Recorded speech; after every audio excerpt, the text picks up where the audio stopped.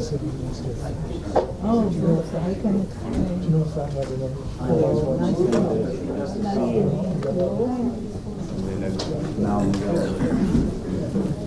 think I remember.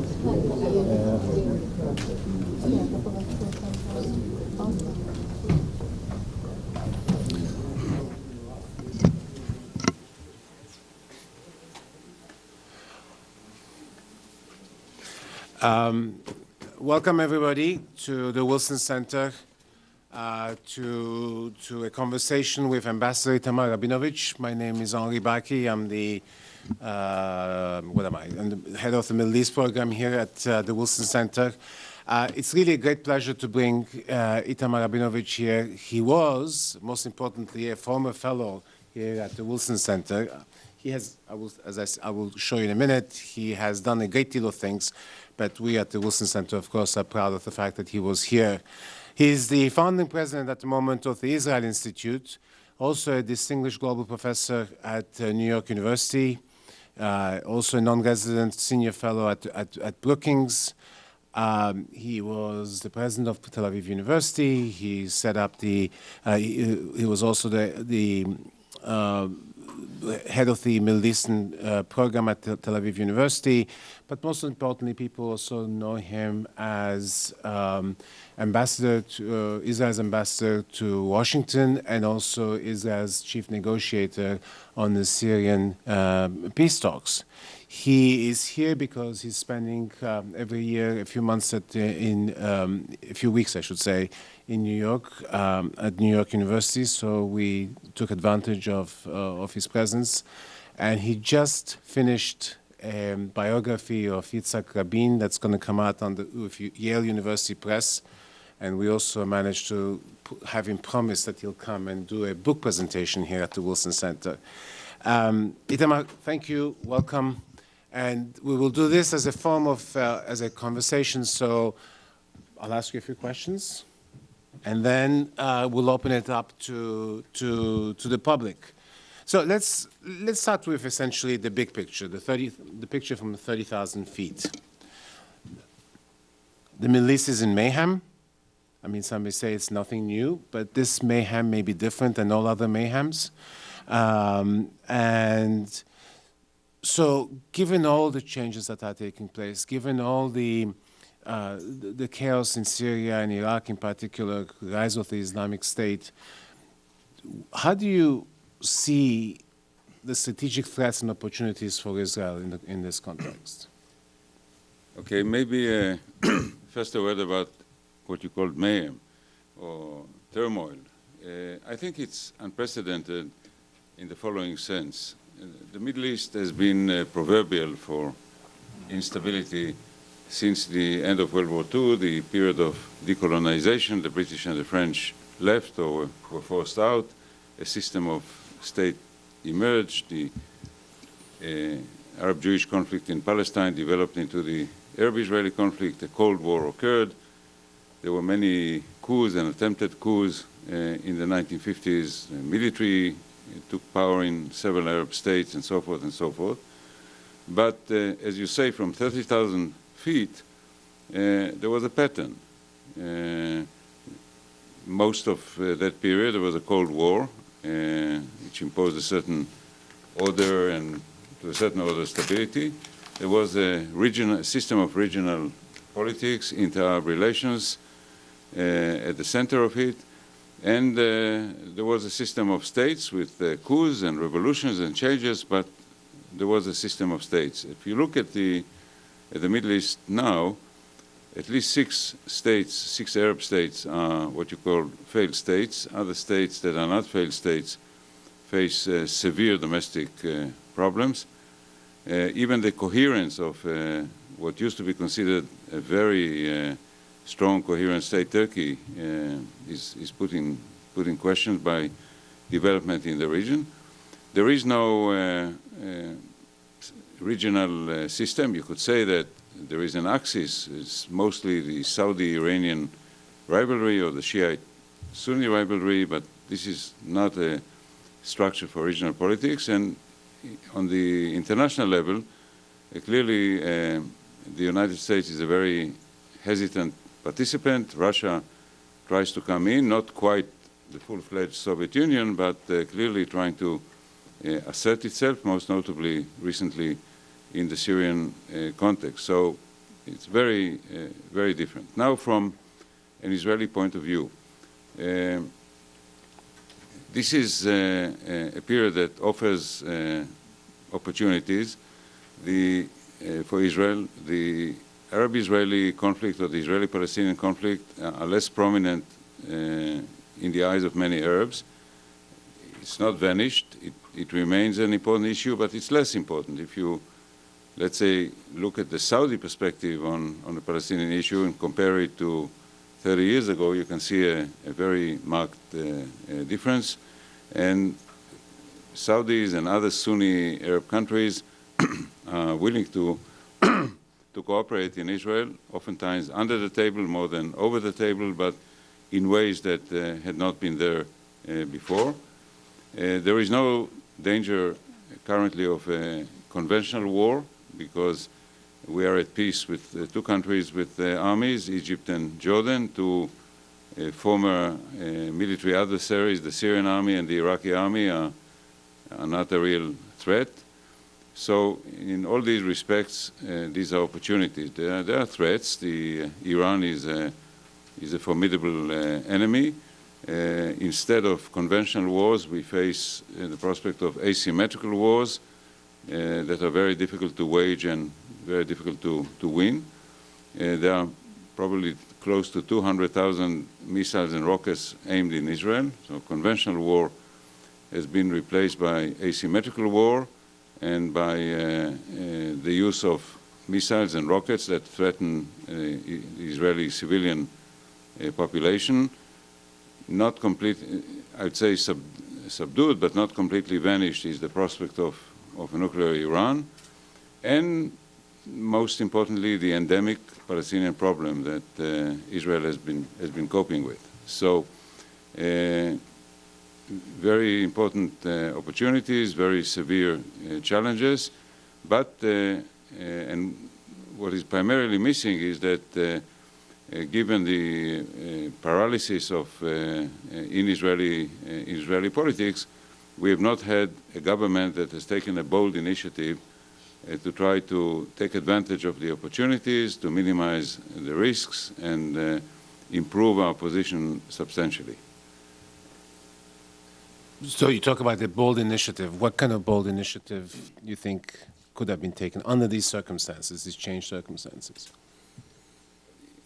Of course, it has to do with the Palestinian issue because for the Sunni Arab countries, the limited cooperation that they are willing to have with us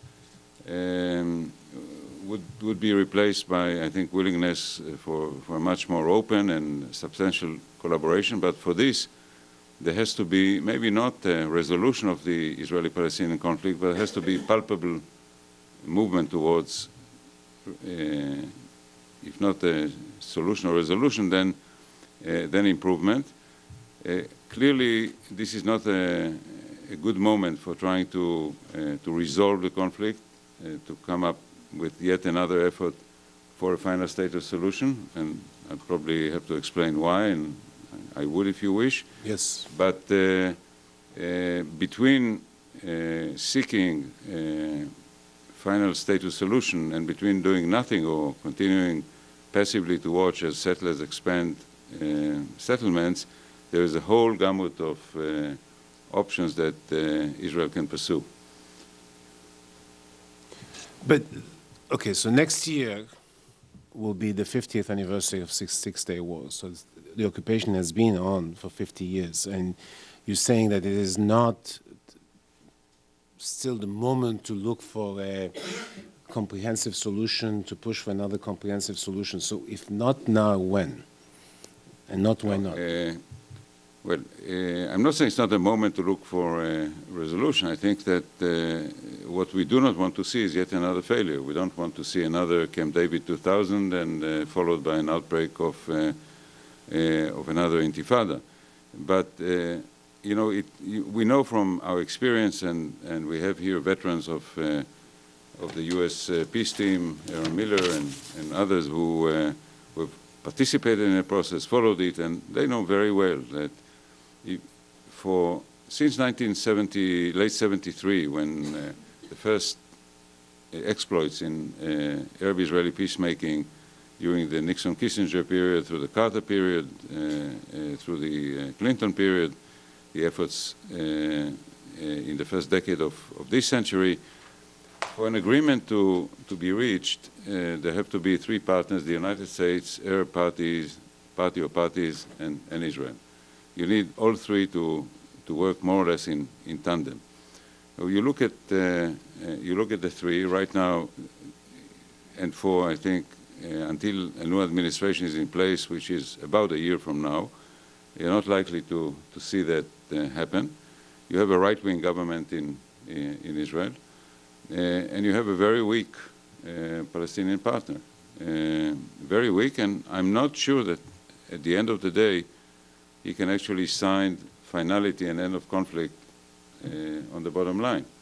So trying to force it right now, I think, would lead to another failure. That's so I'm not abandoning. I mean, you know, I'm one of those Israelis who believe in a two-state solution. It's very important, I think, for us Israelis to separate from the Palestinians in the West Bank and in Gaza in a better way, and to let them have their own state. I'm afraid it's not going to happen right now, and therefore I put my sights on something more modest, less ambitious than that. You mentioned the United States, and you mentioned the presidential elections. Clearly, Israel's most important relationship has always been with the United States, but we have seen that this relationship has been frayed over the last few years, certainly under Obama and Bibi Netanyahu, and it looks like it's a relationship that's severely damaged, or at least in need of severe repair.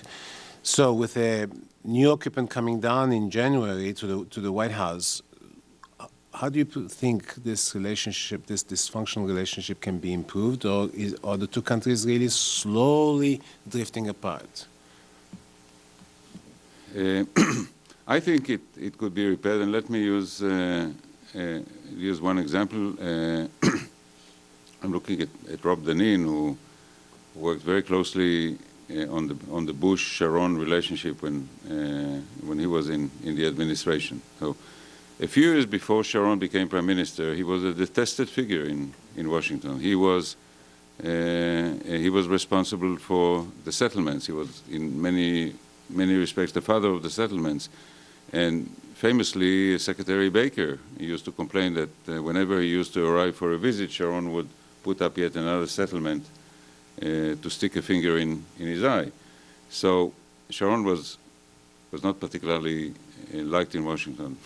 The new Sharon when he became prime minister, and underwent a revolution in the sense that when he became prime minister and was a man in his 70s, looking less at being re-elected and more at history and his place in history, underwent a transformation, began to speak differently about the Palestinian issue, and took Israel out of Gaza, and would have continued, not maybe on the same scale, but would have continued in the West Bank.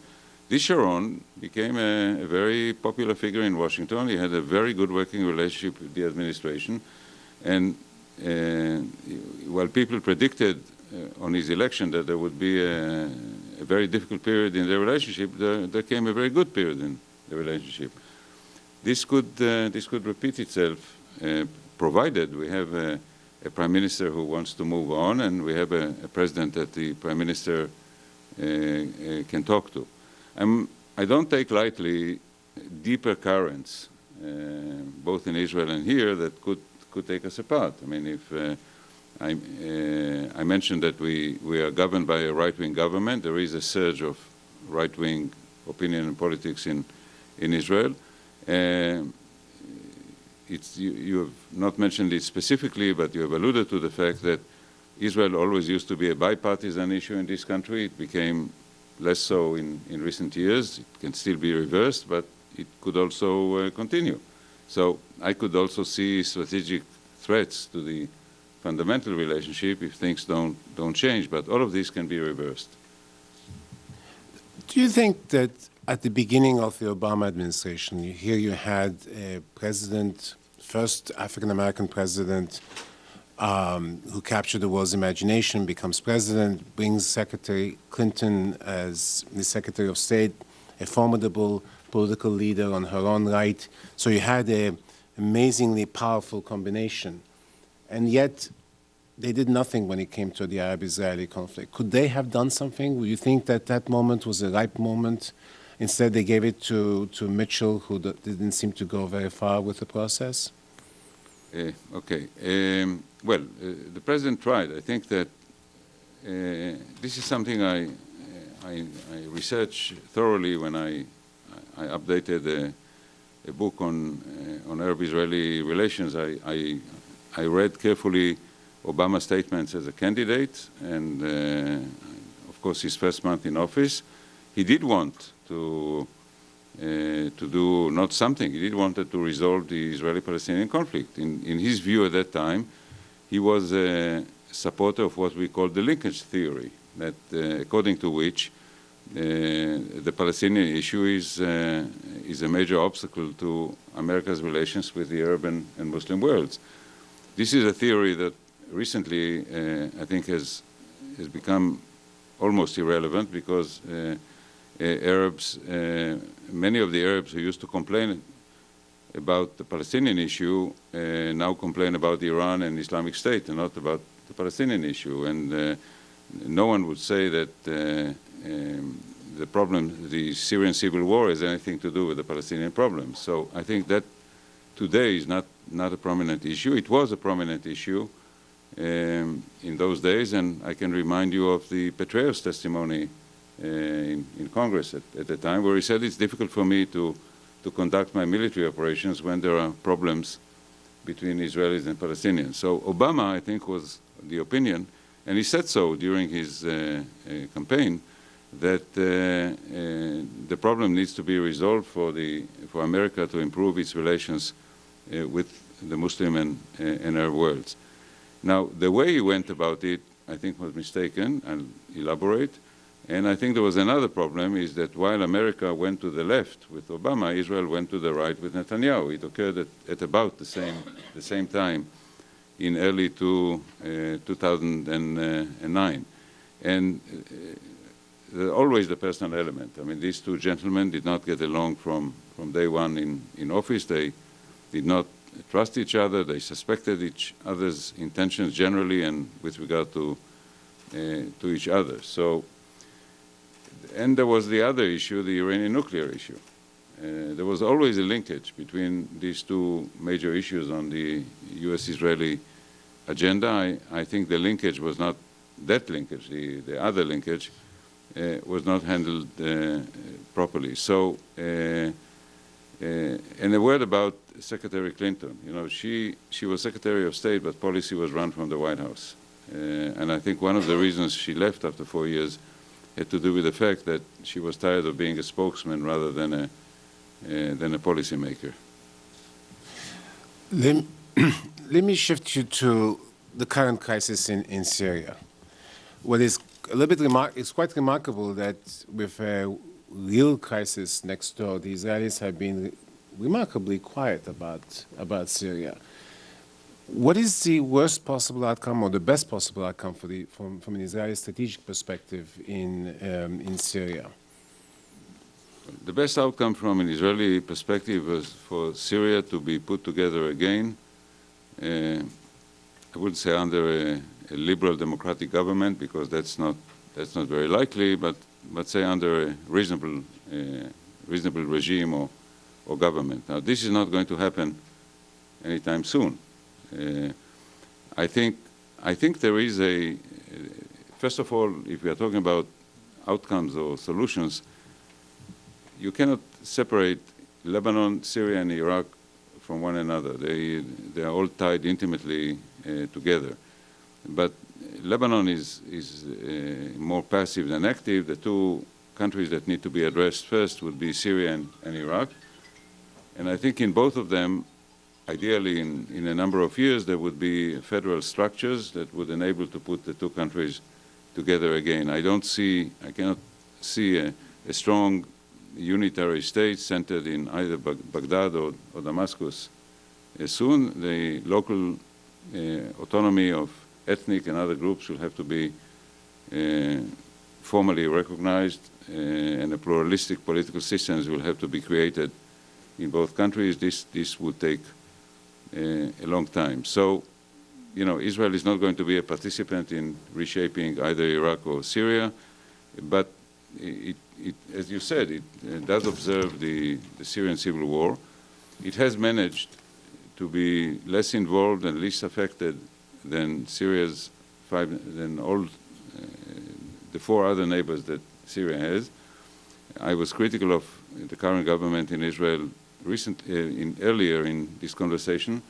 This is where I can give it a compliment. It has kept itself well out of the Syrian civil war. For reasons that I can elaborate on, Israel chose not to try to intervene, stayed on the sidelines. It presented red lines, primarily the transfer of sophisticated weapon systems to terrorist groups like Hezbollah, and it interdicted that several times.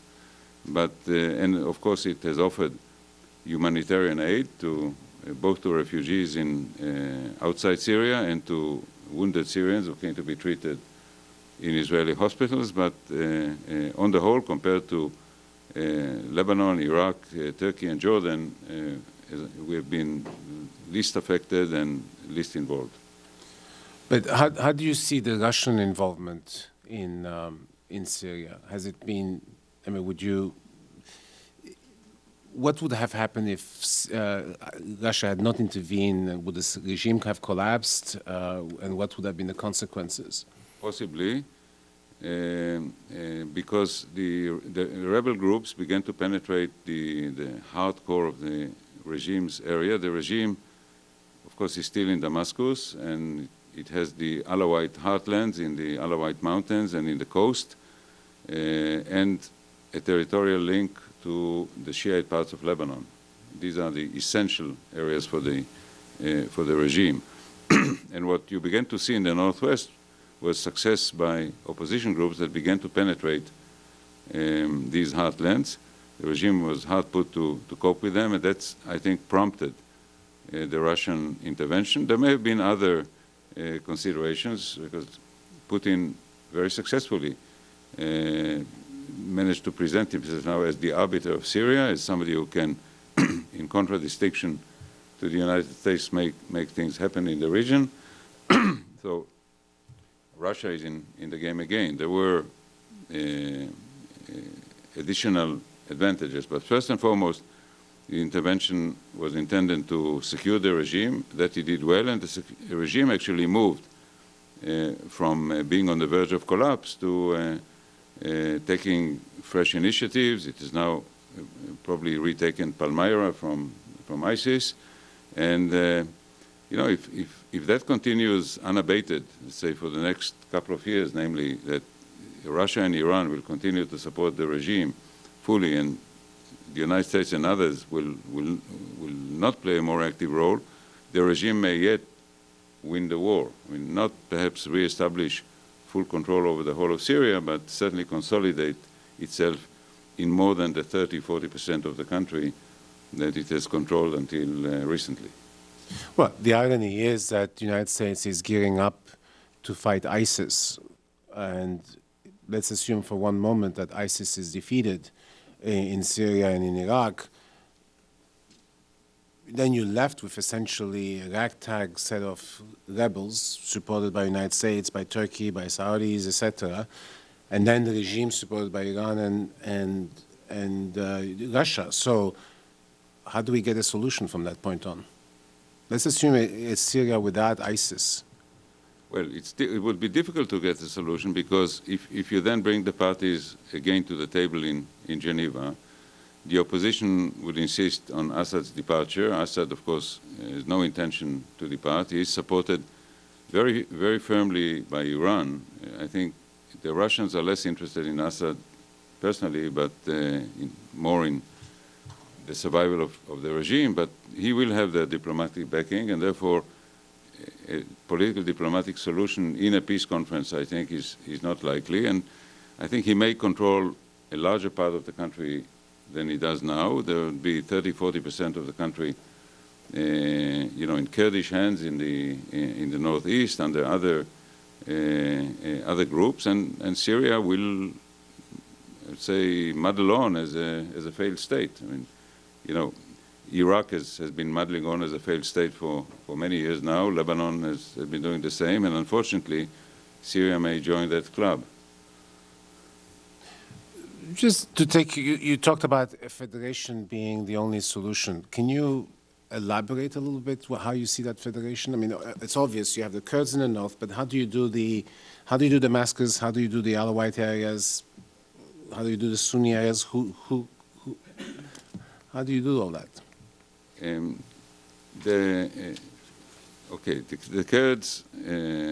The Kurds, the Alawites, the Druze are very distinct groups. The 60% Sunni Arabs are not a coherent group.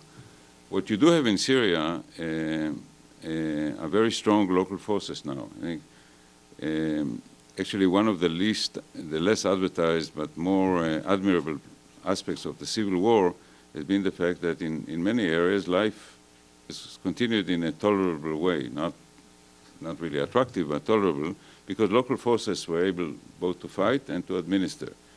And any solid political structure in years to come will have to take that into account. So, it's not something that I try to do, namely to sit down and prepare an actual map and a structure for a federal Syria, but say the notion of a country that will have 5 or 6 regional entities subsumed under a state structure with a capital in Damascus is something that I think could become realistic several years down the road. So in Iraq, it's much simpler. In Iraq, you have three very, very clear entities, and it would be much easier to do that. Not easy, but right. Easier to do it in Iraq. Right. So you were at one point the Israeli negotiator in the Syrian peace talks, and had you succeeded, right, the Golan Heights would have been now under Syrian control, most of them maybe. Would it have had, I mean, given what happened in Syria, A, would it have had an impact on events in Syria, and B, if it didn't, would the Israelis be regretting having returned the Golan Heights? Right. Thank you. I'm smiling because that's a question I'm asked often when I'm interviewed in Israel, primarily by right-wing interviewers, of which you are not one. But obviously, I thought about it myself, and it's a natural and a very legitimate question. My answer to that is that had Syria made peace with Israel in the 90s, the civil war would not have broken out. We, as Aaron Miller remembers very well, it was not a bilateral Israeli-Syrian negotiation. It was a trilateral American-Syrian-Israeli negotiation. What the Syrians had in mind was not just Syrian-Israeli peace. That was the less appetizing part of a larger deal. They wanted a different relationship with the United States. That would have meant opening up. So had we made that deal, Syria would have been modeled on the Egyptian-Israeli peace. That was again a trilateral deal, and Egypt liberalized domestically as well as made peace with Israel and disengaged from the Soviet Union at the time. So that was the model, and it was very explicit. In my first informal conversation with my Syrian counterpart, he said to me, I hope your government realizes that Assad cannot settle on less than Sadat. That was the model. And when Rabin made the deposit to Secretary Christopher, in which he offered his willingness to withdraw conditionally from the Golan Heights in return for peace and security, he very much presented something similar to the Egyptian-Syrian deal. So If that were to be consummated in the 1990s or in the early 2000s, Syria would have opened up. The pressure cooker that burst out in 2011 would have been released in more peaceful ways, and I think the civil war may not have broken out, and therefore the question would not have presented itself. Secondly, you know, we have groups on the other side of the Syrian-Israeli ceasefire line in the Golan that are linked with ISIS and with Al-Qaeda, the Jabhat Nusra. They are very peaceful because they know what the consequences of trying to shoot at Israel or penetrate across the line would be. So again, not a very attractive sight of, let's say, the ISIS in the actual Golan Heights, overlooking Lake Tiberias and the Jordan Valley. But as I said, I think it would not have occurred. You mentioned the Iranian nuclear threat, and you mentioned also the missiles that Hezbollah has. Do you think that the Syrian crisis has helped Hezbollah and the Iranians, or has actually undermined their position in the region, in that sense, has been helpful to the Israelis strategically? It's a mixed picture in the sense that something unusual happened a few weeks ago when the Arab League denounced Hezbollah as a terrorist organization. Remember, there was a time when it was difficult to get the European Union to do that. Now the Arab League did it. So I would say their political standing, their legitimacy in the region obviously has been undermined. Their military prowess has been reinforced. They have a lot of combat experience now from Syria. It's a better military force than it was. There is a lot of criticism in Lebanon, including in the Shiite community, for having shed so much Lebanese blood in somebody else's war. But you know, the stranglehold over Lebanon has not been weakened. So on the whole, I think they've benefited more than lost. Before I open it up to the audience, let me ask you a final question on leadership. I mean, you just finished a book on Rabin. It seems that leaders in the Middle East are kind of rare. I don't know why. I don't know if it's a water or lack thereof, or so why is it that the Middle East has had so few leaders? What does it take to be a real leader, and what have we learned from Rabin? What are some of the lessons we can derive from Rabin's experience that you have now presumably written in your book? About?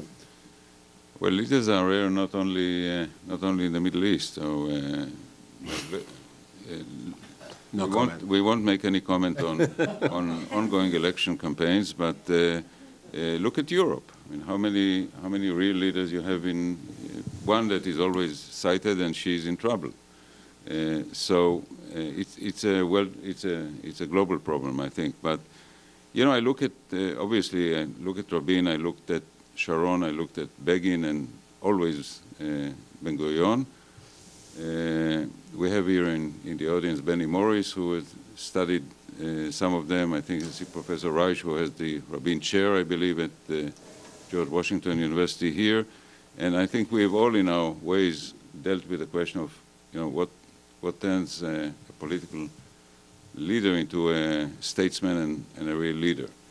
So I think a leader needs to have a vision, needs to have a hardcore of convictions, the ability to identify the currents of history, to make the bold decision to act on them, even if it runs against one's own grain, and to be able to carry your people with you. Let me give from our own history a few examples. David Ben-Gurion, 1942, a very difficult year during the course of World War II. Rommel is still in North Africa. Where is Ben-Gurion? Ben-Gurion is here in America for a few months, because he knows that the focus of the weight, the leverage point of world politics has actually shifted from London to Washington, He wants statehood, and he knows that he needs to build a political machine in this country. So he goes to America for a few months and does that. And then, of course, his stewardship of the country towards the War of Independence, during the War of Independence, state building, and so forth. Second, Menachem Begin, the leader of the Israeli right, always against territorial concessions. And when he saw the opportunity to make peace with Egypt at the cost of giving back the whole of the Sinai and signing the autonomy agreement with the Palestinians, he does that. Ariel Sharon, I spoke about earlier, and Rabin. Rabin, actually from an earlier phase, was what we call a security hawk and a policy dove. Let's say he did believe in a need to come to a political settlement. He wanted to resolve the Palestinian problem. Originally, he believed that it should be done in agreement with Jordan, as long as that was considered feasible. He was a security hawk in the sense that he believed that if the IDF finds itself in a conflict, it should win. That explains some of his statements and actions during the first Intifada and during the Lebanon War. But he always was very hostile to Yasser Arafat and the PLO. So in 1992, he becomes prime minister. After 15 years after he had to resign or abdicate after the first tenure, and he knows that he was not given a second chance just to spend another 4 years enjoying the dreamings of power in Israel such as they are, but he's there to do something meaningful. And something meaningful is to try to resolve Israel's fundamental problem, its relationship with the Palestinians and Syria and the other neighbors. He begins modestly, but he realizes that the only partner that you can negotiate with is the PLO, and he decides to do that. Secondly, a point I'd like to stress very strongly, Rabin was a bit ambivalent about Oslo. His real choice was to make a Syria deal first. And I spoke earlier about the deposit that he gave to Secretary Christopher in August 1993. Now, we have to remember the moment. The Oslo Agreement is more or less in place. He knows what it is, and yet he makes the deposit, gives the deposit to Secretary Christopher and gives him a golden opportunity to make a Syrian-Israeli deal. Why? Because he preferred the Syrian deal. He thought it would be better to start the serious peace process with Syria and come to the Palestinian issue later with Syria out of the conflict. So, and he did carry the Israeli public with him. The architect of Oslo were Begin and Peres, but the man who could, quote unquote, sell Oslo to the Israeli public was Rabin. And think of a very dramatic moment, the assassination. The killer sits in waiting. Rabin and Peres come down the stairs from the peace rally. And Rabin says to Peres, you know, we haven't said properly thank you to the organizer of the rally, so let's go back and thank them properly. And Peres says, no, I think I'll go home. So Rabin goes up the stairs and Peres goes down the stairs. And he passes by Yigal Amir, the assassin. And somebody has the whole thing on video, and that video is available. And you could see in Yigal Amir's face that he's thinking, should I kill Peres or should I not? And of course comes to the conclusion, if he kills Peres, he doesn't get to kill Rabin. For him, as somebody who wants to derail the Oslo process, the key is not Peres, the key is Rabin, because Rabin is the person who can make it happen. And he decides to wait and gets to kill Rabin a few minutes later. So that makes Rabin a leader.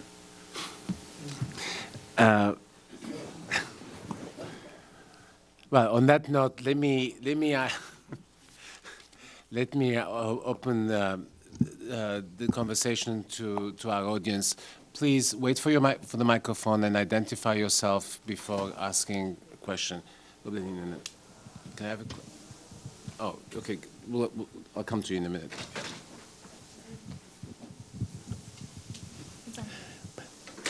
My name is Tom Getman. I'm an NGO executive, and I worked in Israel and Palestine for 5 years.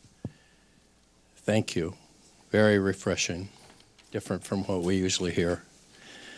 It wasn't only Petraeus that said it's hard to get things done if the Israeli-Palestinian conflict continues. Many military leaders and your colleagues, Mr. Ambassador, in the diplomatic corps are saying it has to be taken care of or we're going to continue to be in trouble. Is there any movement in the political structures, as right-wing as they are, and in the larger military and therefore the people, to take that to heart and any accommodation and building of unity around that thought? Yes, you know, it is the governing issue in Israeli politics. There is the opposition is actually not negligible. If you look at the last Israeli election, Netanyahu won, but he won by a slim majority. I mentioned in 2009, they said Israel went to the right and America went to the left. But in 2006, Ehud Olmert was elected prime minister on a platform of continuing Sharon's policy in the West Bank. I think almost every Israeli pollster would tell you the following. If you ask the Israeli public a hypothetical question, said, do you believe in signing a peace accord with the Palestinians based on, let's say, the Olmert proposal presented in 2008, withdrawal from 90-odd% of the West Bank, territorial swap, partitioning Jerusalem, and so forth, 70% would vote no. If you present the same public with a fait accompli, a done deal, 70% would vote to approve it. So I think that's your answer. If you discuss the issue hypothetically with the Israeli public, they would mostly be dubious. They would look at Hamas. They would look at what goes on in the region. They would say, as Arab states are collapsing, why do we have to add another? Maybe failed Arab state right a few minutes away from Tel Aviv. Very strong emotional arguments. But if a deal is done, I think it will pass an election or a referendum. Thank you. I'm Robert Tanine from the Council on Foreign Relations and the Belfer Center at Harvard University. Itamar, thank you for really a magisterial presentation and for the kind shout out. I would note, just for the record, I served both Democratic and Republican administrations. I wanted to ask you about Israel's perception of itself and its strategic power today. Henri started us at 30,000 feet. I'd like to take us actually to 50,000 for a minute. You know, when Israel started out, it was relatively weak.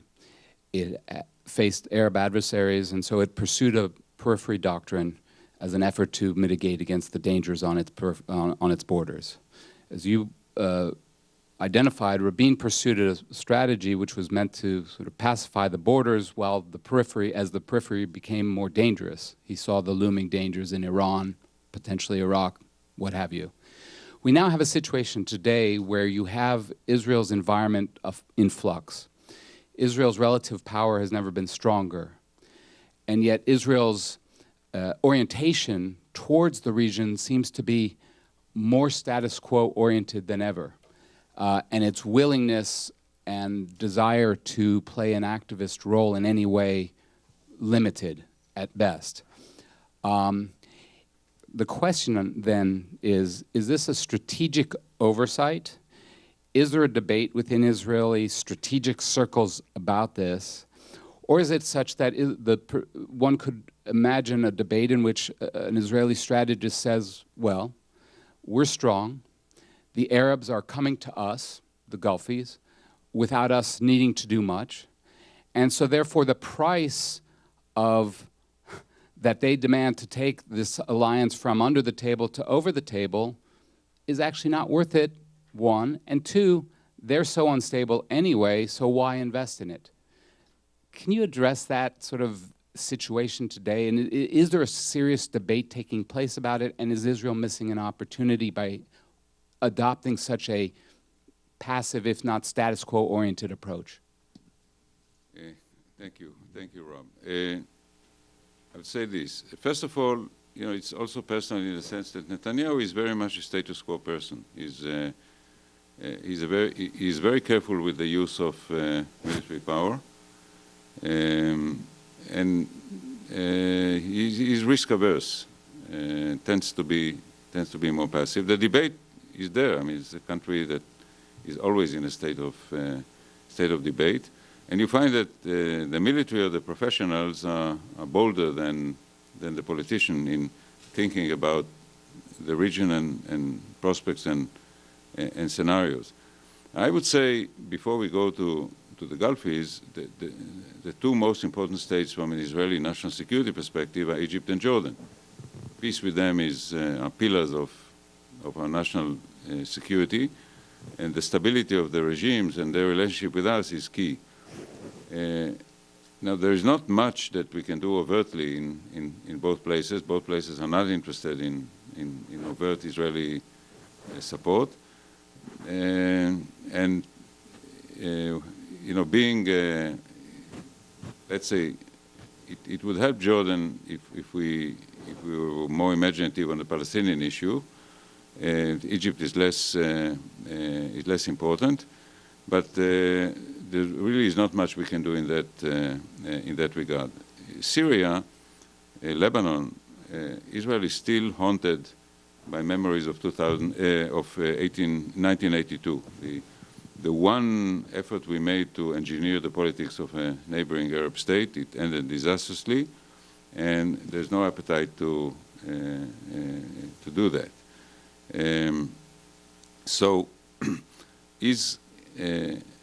Now, what is the price that is required for moving forward or upgrading relations with the Gulf states and others?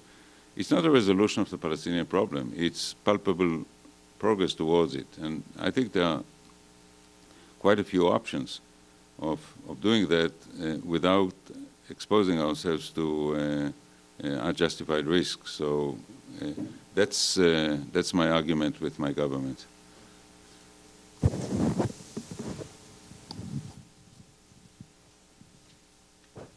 Mr. Ambassador, I'm Phil Schrafer, a retired international healthcare worker. Focusing on the Palestinian-Israel issue, given, as you described, that the Palestinian leadership was weak, given that Netanyahu is considered now a centrist, but it's a right-wing government, given that Palestinians are throwing themselves against army and civilians, there really is no solution. That's one view, that there's no solution except a demographic solution, that eventually, as Palestinians reproduce more, they will become an increasing force. It will be almost impossible to maintain a Jewish state. Could I have your comments on that, on that view? Okay. I mean, for one thing, I wouldn't refer to this scenario as a solution.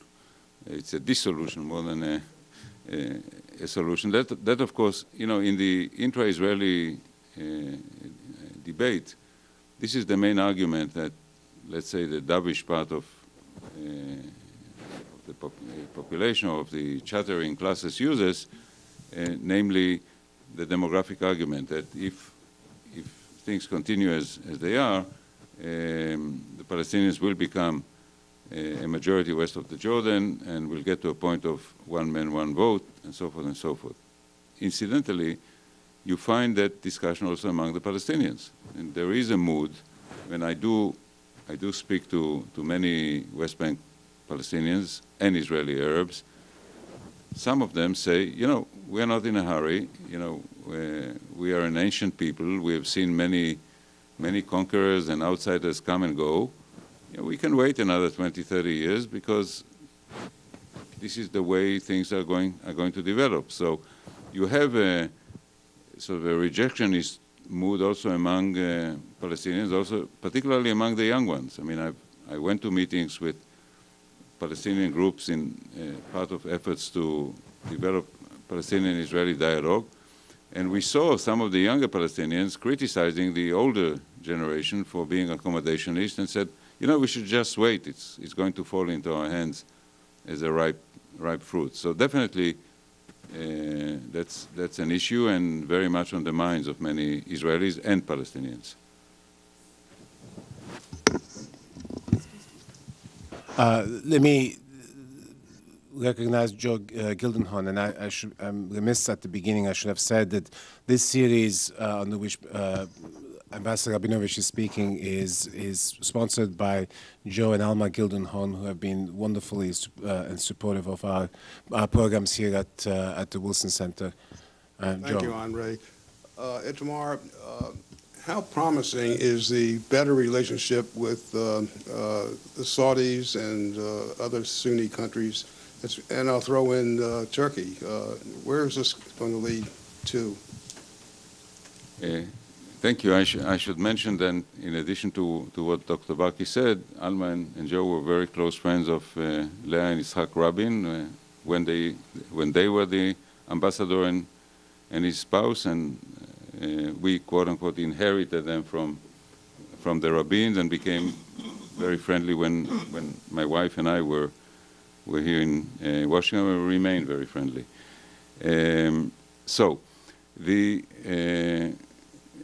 Of course, it's very important for Israel to have a better relationship with Saudi Arabia and other Gulf countries. The relationship is primarily under the table, intelligence cooperation and other forms of collaboration that you do under the table, not over the table. There are some indications of that relationship over the table. You had Saudi senior princes, when they meet Israeli officials, shake hands openly. It happened in the Munich Security Conference between Prince Turki and the Israeli defense minister. And of course, much of the Arab-Israeli relationship or dispute has to do with the issue of legitimacy. And the Arabs were defeated in '48, but they've denied us legitimacy since then.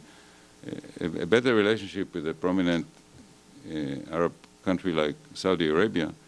Remember the King Ibn Saud's meeting with Roosevelt at the end of World War II, where Roosevelt was treated to a very strong statement on the importance of the Palestinian problem. And they've been Kissinger was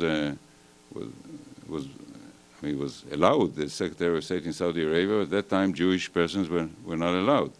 Famously, I think it's true more than apocryphal, King Faisal said to him at the time, "Mr. Secretary, we accept you here as a human being." And Kissinger, having responded, some of my best friends are human beings. So it was not just anti-Israeli, it was anti-Jewish. And of course, now to have a semi-open relationship with Saudi Arabia is very important for Israel's legitimacy and place in the region. Practically, it's, this limited cooperation. Turkey,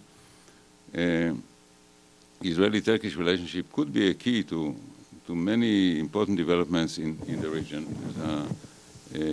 Turkey and Israel have had ups and downs in their relationship since the founding of Israel. Now, of course, with Erdogan, it was a down period. He is now, because of his own domestic and other problems, keen on normalizing the relationship. Even if it's normalized, it's not going to be the close relationship that we had in the 90s, just prior to his ascent to power.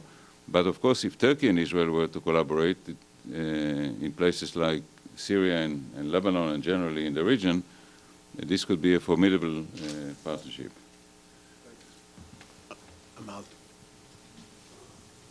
Thank you.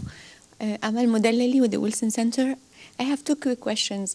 The first one on something you talked about, that Hezbollah's grip on power in Lebanon is still strong after the involvement in Syria. We hear so many statements recently from Israeli military officials talking about possibility of another war in Lebanon. Do you think this is a possibility with a Hezbollah-Israeli war in South Lebanon and in the Golan? And my second question is concerning this story in Politico about a letter from 10 senators to the State Department about human rights abuses with the Israeli military and the Egyptian military. What do you think? This is a turning point in Congress? How do you read this? Thank you. Thank you. Okay, on on the first question, the prospect of another war between Hezbollah and Israel on the lines of the 2006 war is a nightmare, would be a nightmare for everyone.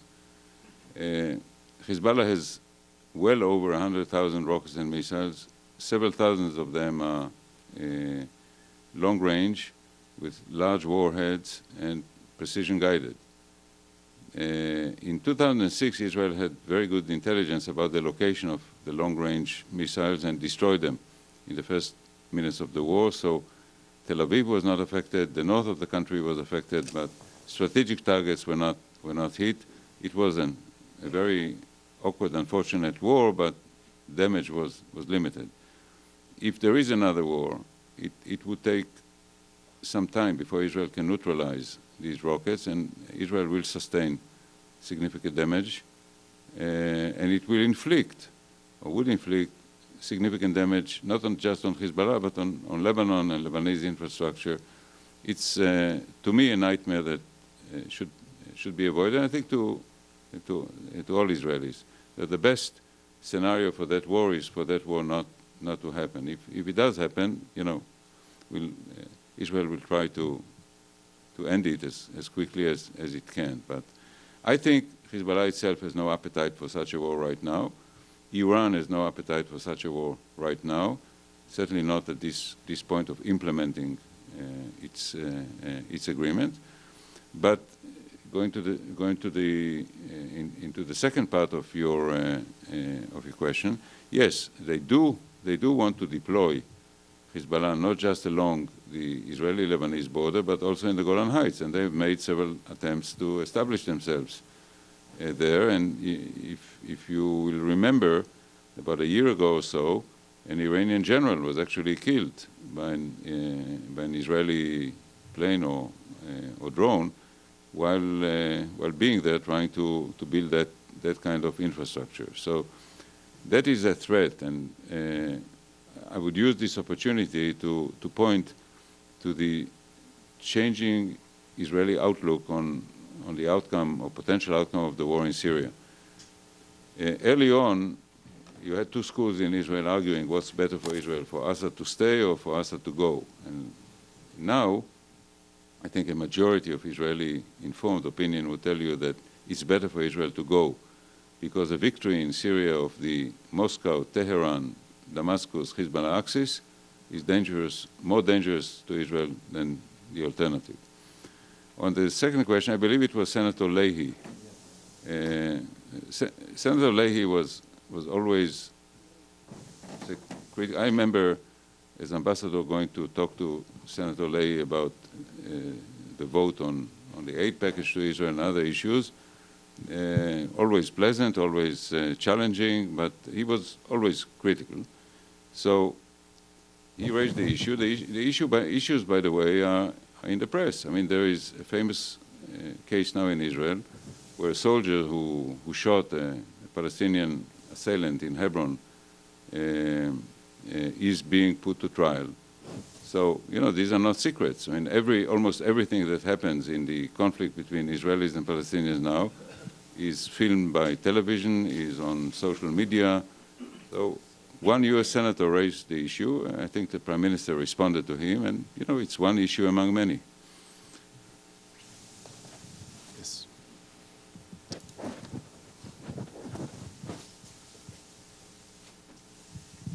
Mr. Ambassador, I wanted to thank you for a great presentation. Some time ago, Prime Minister Olmert, if I'm pronouncing his name correctly, had made a presentation, and he mentioned the fact that he had met with Mr. Abbas to try to conclude a peace treaty. And it was a very generous offer on Mr. Omar's part. And there was no counter-offer by Abbas, and nothing came of it. Are the Israelis just wasting their time trying to achieve peace with people that don't seem to want to make a peace treaty with a Jewish state? Thank you. First, if I may, I personally don't use the term generous offers, and I try to persuade my Israeli colleagues or policymakers not to use it because it sounds patronizing. You know, I'm giving you a generous offer. You could say a far-reaching offer. It doesn't sound patronizing, and far-reaching it was. Yes, Prime Minister Olmert was like former Foreign Minister Tzipi Livni, made a long journey from the extreme right wing. He was born in the hardcore of the Likud, or the Herut movement, like her, and made a journey into a position of dovishness and accommodation. So in 2008, when in his last weeks as Prime Minister, what was known as the Annapolis process culminated in him presenting that far-reaching offer to Abbas, as I said, more than 90% of the West Bank, the rest to be swapped, partitioning Jerusalem, and so forth, insisting, of course, that all of this would only happen if Abbas would sign on the dotted line finality and end of conflict. And there was no response. Secretary Rice, Condoleezza Rice, if you read her memoirs, writes about it, that she was stunned by how far Olmert was willing to go, and even more stunned by the lack of response by Abbas. So this is used by Israelis, particularly those who object to a compromise, when saying that there is no partner on the other side. I don't think this is reason to abandon hope, and we should continue to try. And you know, if there is no response, then we know that there is no response. But the fact that in 2008 Abbas did not respond to Olmert does not mean that in 2016 we should abandon all efforts to move on in the Palestinian issue.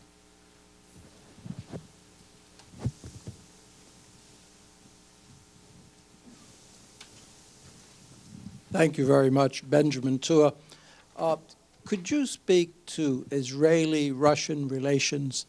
There are a number of components there. I understand that there's a hotline between a Russian base in Syria and Israelis who are fluent in Russian to advance aerial deconfliction issues and so on.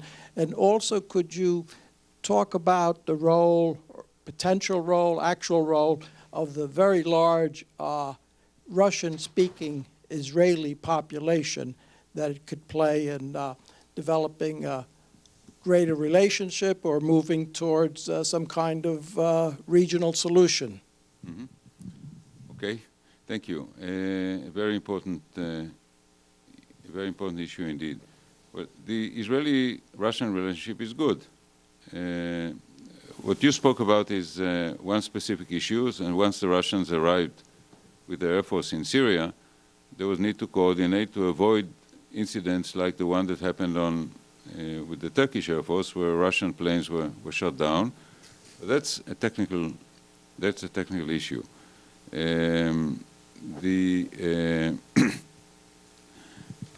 There is a dialogue between Netanyahu and Putin.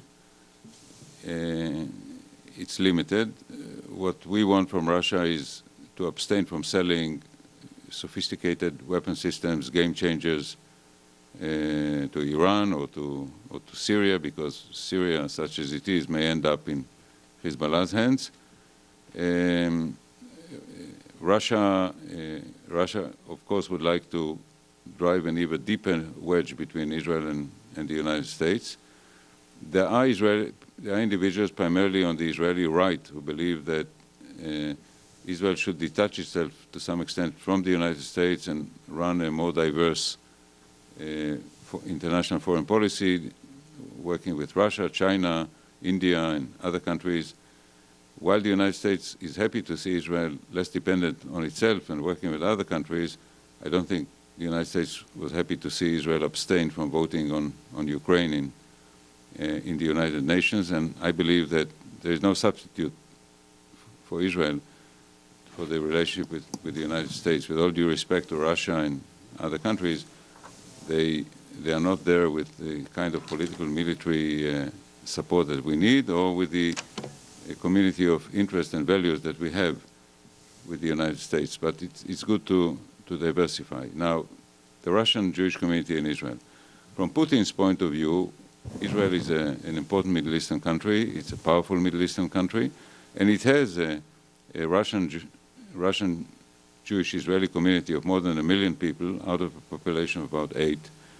Has been well absorbed in the country, but keeps its cultural identity and a strong, sentimental and cultural connection to Russia, and he cultivates it. He cultivates this community, cultivates the Jewish community in Germany and the Jewish community in this country. He sees them as strategic assets to be cultivated. The first generation of Russian immigrants to Israel tend to vote for the right. They come from a very large country. They don't like living in a small country and to see it shrink even further. There is sort of a general anti-Muslim sentiment that they brought with them from Russia, tend to be more hawkish. The second and third generation, have become very rapidly and very successfully full-fledged Israelis, and they vote according to the normal pattern of voting in Israel. Let me, one question about Turkey. Yesterday, the president of Turkey was at Brookings and he gave a long speech in which he seemed to indicate that Turkish-Israeli relations are about to improve significantly. But what was very, very interesting in his speech, and if you follow him, is for him, what's very, very important is that Turkey has to get back into Gaza. So he's looking, part of the deal has to, for him, for the deal to take place is that Israel has to allow Turkey to bring energy. He talked about a ship from Ashdod, Turkish ship would go to Gaza to bring energy, Turkish companies, Turkish cement, etc. But it seems as if for Erdogan, having lost so much influence in the region, becoming the patron saint, so to say, of Gazan Palestinians, which is a formidable emotional issue for Arabs in general, that's what he wants to do. So is it, do you think, in Israel's advantage to give him that kind of stature and essentially allow him to assume this importance back again? Thank you. A very interesting question. In fact, when after the Avi Marmara incident, Erdogan was very bellicose. He even threatened to send a whole flotilla to Gaza, and he was the party not interested in normalizing relations. He now is, because he has that many domestic and external problems that making up with Israel would be to his advantage. Now, one element is that he needs to climb down the tree. Having made far-reaching demands with regard to Gaza, I guess he needs to have something on Gaza as a face-saving formula. It's interesting that as Israel is negotiating with Turkey, we are cautioned by two other countries against that. One is Russia, that is now in conflict with Turkey. The second is Egypt, because Egypt is the last country on earth that wants to see Turkey in Gaza. There's enmity between Sisi and Erdogan, and Egypt and Turkey, and Turkey is a supporter of the Muslim Brotherhood, so the last thing on earth they want to see is Turkish influence or presence in Gaza. We are not particularly interested in that either, but the task of diplomats is to find a creative solution that would provide Turkey with a face saving without any real influence in Gaza. So Gaza is, bad in. Now, if humanitarian aid is going to come to Gaza, if the money and so forth are going to flow into Gaza and going to create more housing and more employment in Gaza, there's nothing negative from an Israeli point of view. But to add to the politics of Gaza with Hamas and groups to the right of Hamas, Turkish presence.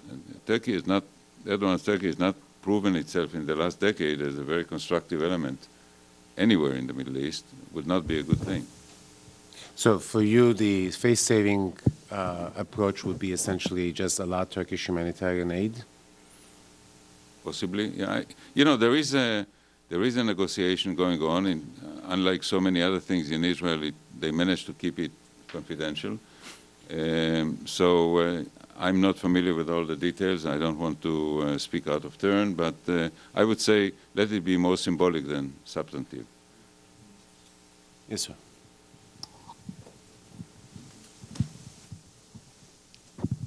Stephen Stern, Friends of Tahrir Movement.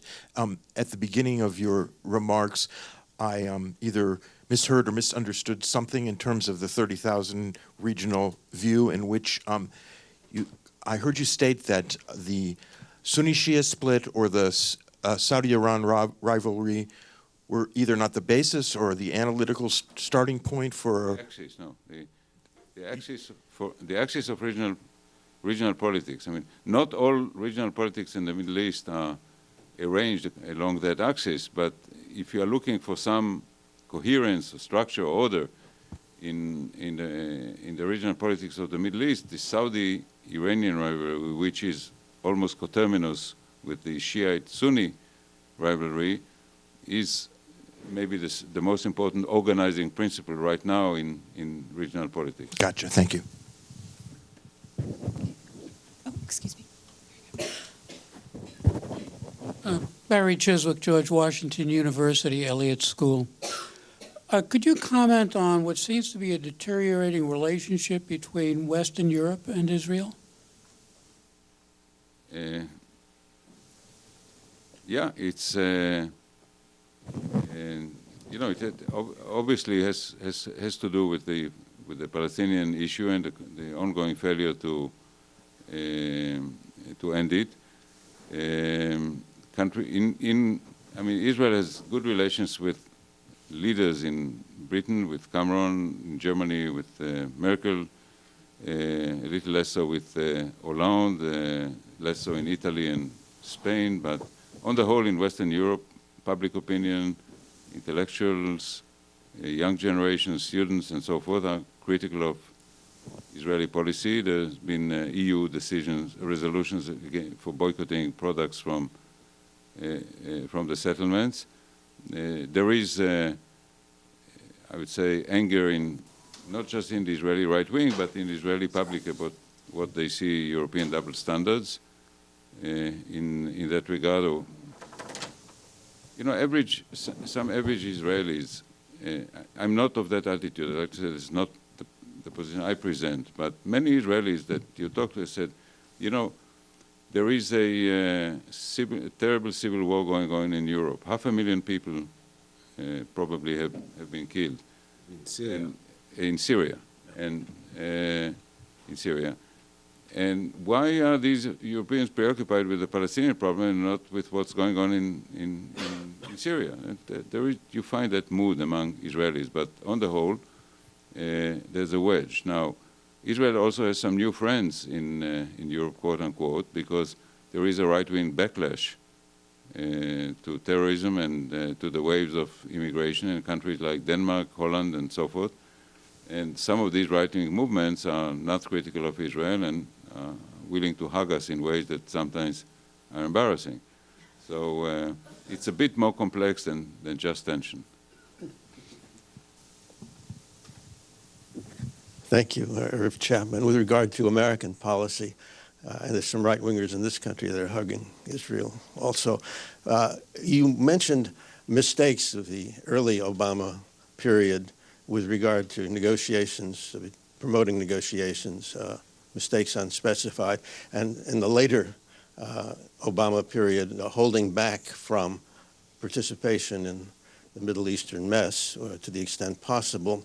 There's been some writing in this country suggesting that the president's decision to settle for the withdrawal of chemical weapons from Syria and not to go further in support of the rebellion gave a green light to Putin, even to the Chinese, to do their number, and to all the bad guys of the world to take advantage of American reticence. What is your take on that allegation? Yes, you know, there is no vacuum in politics or international politics, and if the U.S. is not willing to take the lead, somebody else does. So the Chinese are not that active. They are at this point, active economically and diplomatically. They together with the Russians, have prevented all along a Security Council resolution on Syria that would have sanctioned perhaps external military action. But the Russians do the heavy lifting. And of course, you know, you mentioned the chemical weapons deal. That was actually a Russian idea. This is how Putin helped Obama out of that embarrassing moment and achieved something that was useful and good in itself, but also presented him early on as the deal maker or the arbiter in the Syrian context. So yes, when he felt that it was in his interest to act, he knew that he would not meet with strong or effective American opposition, and he did, definitely yes. Recently in northern Iraq, I heard one Arab diplomat say, "We hate what Putin is doing, but we love the way he's doing it." Yes. Thank you. My name is Warren Clark. I'm from Churches of Middle East Peace. You mentioned Saudi Arabia and the issue of legitimacy. And there, of course, is the Arab Peace Plan way back in 2002, which is, I guess, still on the table. And that doesn't seem to have gotten much resonance, much interest. Nobody talks about it very much. Can you explain why that seems to be so unimportant? No, it's actually not unimportant, and there are quite a few Israelis, including on the right, who argue that they believe in regional peace. They said it's easier to negotiate with the Arab states and help them then, I wouldn't want to use the term deliver, but help the Palestinians come to the table and walk away successfully from the table. And the Saudi peace plan has been mentioned even by right-wing Israeli. Mr. Lieberman, who was foreign minister and is a right-wing politician, is a major advocate of this approach. Now, it's interesting. You're right that even Israeli politicians or leaders who accepted the basics of this plan have not formally responded, like Olmert. Olmert did all of that in 2008 without reference to the Saudi plan. So, yes, if I look at some ways of reviving a peace process in the Middle East, step number one could be saying, yes, we look at now it's called the Arab Peace Plan, not the Saudi Peace Plan. Not everything in it is acceptable. It's actually not a plan. It's sort of a very short diktat. But we see some very positive elements, and we're willing to start a discussion about it. That would be a good start, and it would also help bring Israeli public opinion, because for many Israelis there is a sense that the Israeli-Palestinian conflict is a zero-sum game. The Israeli-Arab conflict is not. So approaching it regionally rather than directly is much more appealing.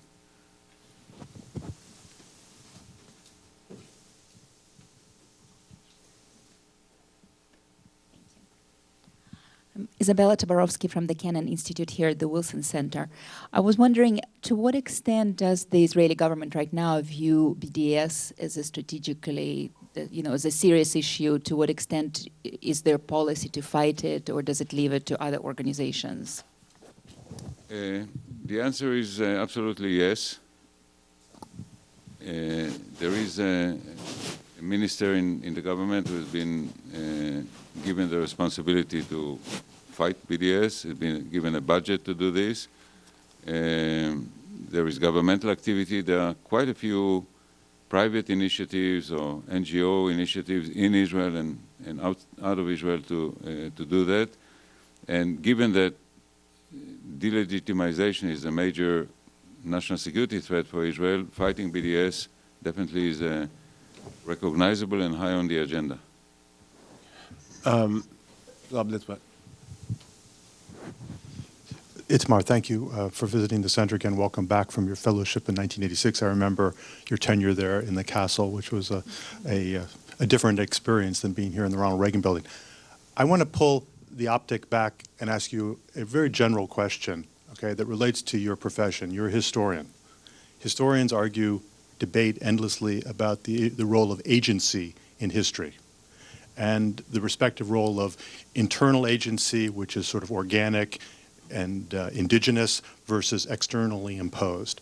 And I think that if one looks at the Obama foreign policy in the Middle East and the interview he did with Jeff Goldberg, as well as Tom Friedman, it reflects a position on that question of agency. And essentially what the restraint that one sees in his policy is born of a view that external agency, intervention, is neither legitimate nor durable in the eyes of local people. In America, we had the unsatisfactory experience in social engineering in Iraq. Israel had an experience in 1982 in Lebanon trying to remake the order there. And so that there's something more fundamental going on with respect to the role of external powers involving themselves in the Middle East region. And as Brent Scowcroft said, you know, problems have solutions, dilemmas have horns. This is a dilemma. And I just would ask, as a historian who works on the Middle East and lives there, any general observations about the role of external powers, whether it's Putin or Obama, involving themselves in local affairs, given that, as you've discussed, the intractable problems in Iraq and Syria, which are connected vessels, have to do with the nature of political order in those societies, which does not seem to be very susceptible to influence from the outside. Yeah, it's difficult to think of the modern Middle East without external agency or great power politics. I mean, it's been a long time since forces coming out of the Middle East dominated the Middle East itself and beyond, projected into Europe, North Africa, and other places. So it was the colonial order until 1945 or early 50s, and then the two, primarily the Cold War and the two superpowers competition. And that's a fact of life. I think Middle Easterners not, first of all, accept it, and secondly, feel a bit helpless without it. And the absence of major external beneficial agency has been now part of the problem. So people are looking for that kind of leadership and help from the outside. Of course, you know, ideally everybody would like to have the support or the help without too much influence or intervention, like, you know, help me do what I want and walk away, please. But we know that it doesn't work like that. For instance, for Arab-Israeli peacemaking, that I mentioned before, you know, Israelis have always said, just let us deal with the Arabs directly. Let the Arabs come to the table, and, you know, we'll manage. But it turned out that even when you have that direct contact, Israel and Egypt, Israel and the Palestinians, you don't conclude it without, in this case, bringing the United States in. The Camp David would not have been done in 78, 79 without the United States. And the Oslo Accord had to be concluded here. It was signed in Oslo, but it was given its full volume and significance on the White House lawn. Now, and of course, you don't bring in the United States just to give passive advice. You bring the elephant into the room, you know, and you know that the elephant is going to throw its weight about. So, from my perspective, let's say in Arab-Israeli peacemaking, I'd like the United States to become involved late in the game. That Israelis and Arabs should begin by themselves and cover a long part of the distance, and then have the United States come in, say, the final lap to help close it, underwrite it, and help it work. Why late rather than early? Because if the United States comes early, it becomes a mediator, and it becomes involved, and personal and bureaucratic interests begin to play, and that compounds the issue. So I'd like these relations to begin early on a give and take, and for the United States to come in enlighten and help conclude. There's another element.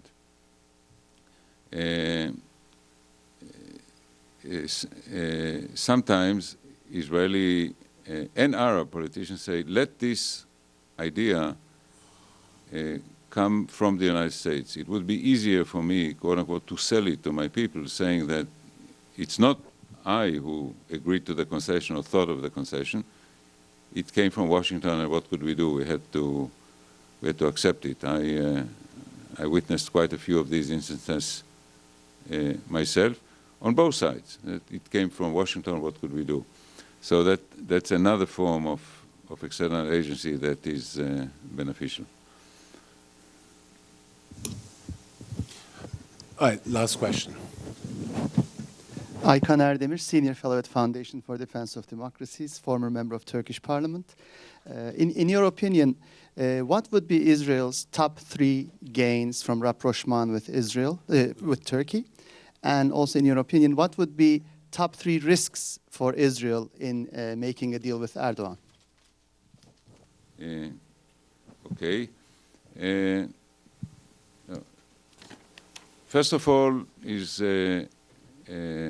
to reduce hostility and delegitimization. I think that some of his own fierce criticisms of Israel, some of the, I can say, anti-Semitic manifestations in media close to him in Turkey against Israelis and Jews, if that can be eliminated, it would be a very good thing in itself.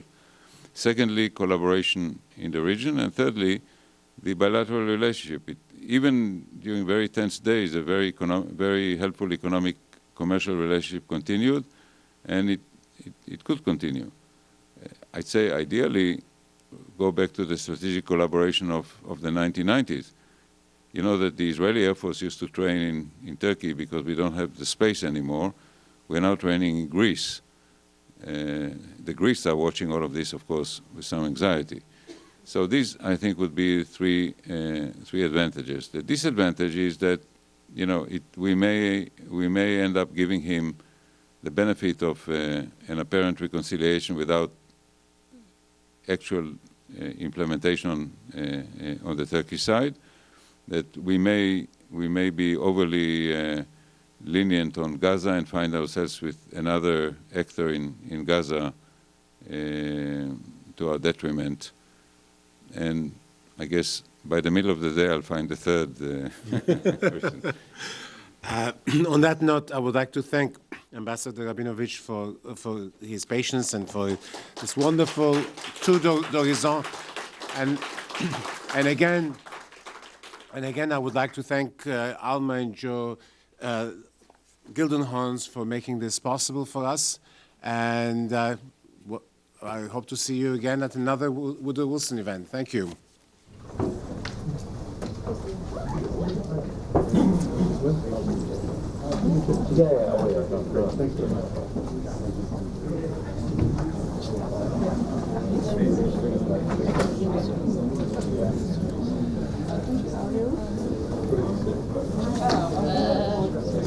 Sure, you left your pen back there.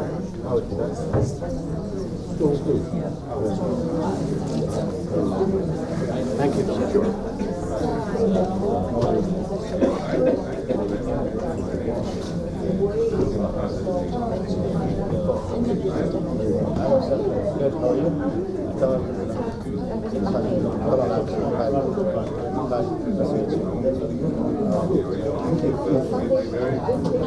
Oh yeah, you received the invitation?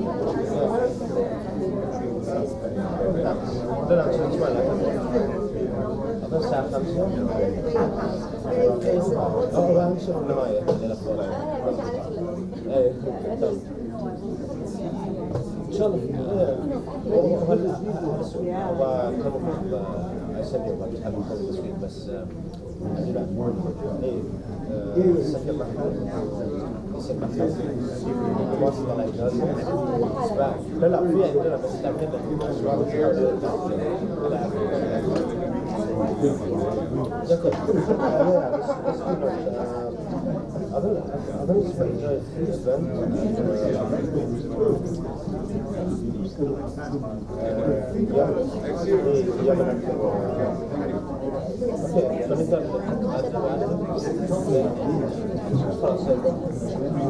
لا لا هو رسم خلاص